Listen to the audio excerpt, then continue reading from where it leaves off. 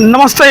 5 राज्यों में विधानसभा का चुनाव हुआ, उसका रिजल्ट भी आया और जिस दिन रिजल्ट आया उसी दिन भारतीय जनता पार्टी के कार्यालय में प्रधानमंत्री मोदी जी ने भारतीय जनता पार्टी के सभी कार्यकर्ताओं को बधाई दी और वहीं से उन्होंने उत्तर प्रदेश चुनाव का जो है एक तरह से नैरेटिव भी सेट कर दिया।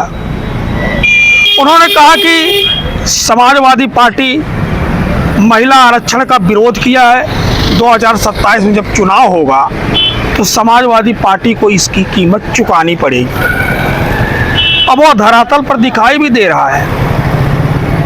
आज समाजवादी पार्टी के 3 सांसदों के घर पर भारतीय जनता पार्टी की महिला सभा के नेता पहुंच करके उनका घेराव किया। पहले नेता आदरणीय राजीव राय साहब जो अपने लोकसभा क्षेत्र मऊ में पहुंचे हुए थे, उनका घेराव जब किया गया तो उन्होंने महिलाओं को समझाया कि 2023 में यह बिल पास हो चुका है और पास होने के साथ ही इसको 2027 में लागू किया जाए और यहीं से आप में से कोई विधानसभा में चुन के जाए, हमारी मांग है। सभी महिलाओं को उन्होंने वहीं से मिठाई खिलाया, पानी पिलाया, सब कुछ काम किया और महिलाएं वहां से चली गई। जी आपसे हम चाहते हैं कि जो बिल पास होने वाली है उसमें आपकी भी सहभागिता होनी चाहिए। वालों को पता नहीं है, बिल ऑलरेडी 2023 से पास है। मैं राजीव राय समाजवादी पार्टी से घोसी लोकसभा का आपके आशीर्वाद से दिया गया सांसद, चुना गया सांसद। मैं चाहता हूं कि ये बिल 2027 चुनाव सही लड़े। जो महिला यहाँ खड़ी है इसी में से कोई विधायक यहाँ बने। और दूसरी घटना यही पास में अम्बेडकर नगर जिला है।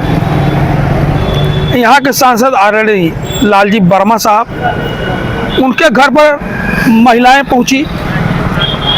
सांसद जी थे नहीं, उन्होंने अपने सोशल मीडिया से पोस्ट किया और कहा कि हमारे गैर हाजिरी में भारतीय जनता पार्टी की महिला नेता और कार्यकर्ता वहां पहुंची। उन्होंने नारे लगाए, उनको नहीं करना चाहिए।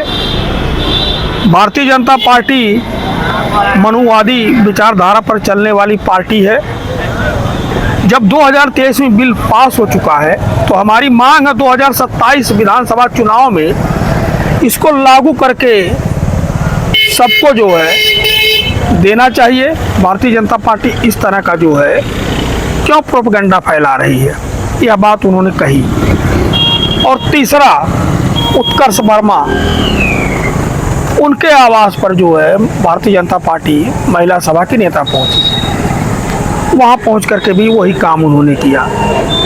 अभी उत्कर्ष वर्मा जी का कोई बयान तो नहीं आया है, तो हमने आपको स्पष्ट बता दिया कि मोदी जी ने अपना जो है टोन सेट कर दिया है और टोन सेट करने के साथ ही उनके नेता धरातल पर उतर चुके हैं और जगह जगह सपा को जो महिला विरोधी साबित करने पर तुले हैं। तो क्या आम पब्लिक को, आम जनता को, आम महिला को यह समझ में नहीं आएगा कि जब यह बिल सितंबर 2023 में पास हुआ और प्रधानमंत्री यही मोदी जी बढ़ चढ़ के इसकी जो है बधाई ले रहे थे, मुबारकबाद ले रहे थे, तो लोग भूल गए? इतनी जल्दी भूल जाएंगे? क्योंकि मोदी जी छोटे से छोटे काम जब करते हैं उसका श्रेय लेते हैं। तो जब सितंबर 2023 में यह बिल पास हुआ तो इसका भी श्रेय लिए थे, तो कोई भूला नहीं है, सबको पता है। तो इसीलिए समाजवादी पार्टी को दोषी बनाने से पार्टी दोषी नहीं हो जाएगी। नियत से लागू करिए। 2027 में इसको जो है महिलाओं का आरक्षण जो है आप दीजिए 403 सीटों में। कौन रोक रहा है? यही तो सभी दल कह रहे हैं। आप जो है लोकसभा में पेश किए थे वो डिलिमिटेशन का बिल था, इसी में आप एक्सटेंशन कर रहे थे, वो भी 2011 की जनगणना लेकर के। तो ऐसा विपक्ष जो है इस बिल पर आपको साथ नहीं दिया, तब आप जो है उसको कह रहे महिला विरोधी है। विपक्ष जो डिलिमिटेशन का बिल पास कर देता और आप जो है डिलिमिटेशन का 2011 का आंकड़ा ले करके सीट्स की संख्या बढ़ा करके अपने हिसाब से किस किस हिसाब से बढ़ाते, यह तो आपको पता है। विपक्ष की तो यही मांग है कि नए तरीके से जाति जनगणना हो और फिर उस हिसाब से डिलिमिटेशन तय किया जाए। और पहले 2023 में जो बिल पास हुआ है उसमें तो यही लिखा है नए तरीके से जाति जनगणना होगी, उसके बाद डिलिमिटेशन किया जाएगा, जो 2034 में संभव है। और 2023 वाला 2029 में लागू हो जाएगा लोकसभा में, और 27 में दीजिए ना उत्तर प्रदेश विधानसभा चुनाव में, कौन रोका है। ये खाम खा की जो है उत्तर प्रदेश में आपके कार्यकर्ता जो सड़कों पर उतर रहे हैं, ये किसको नहीं समझ में आ जाएगा।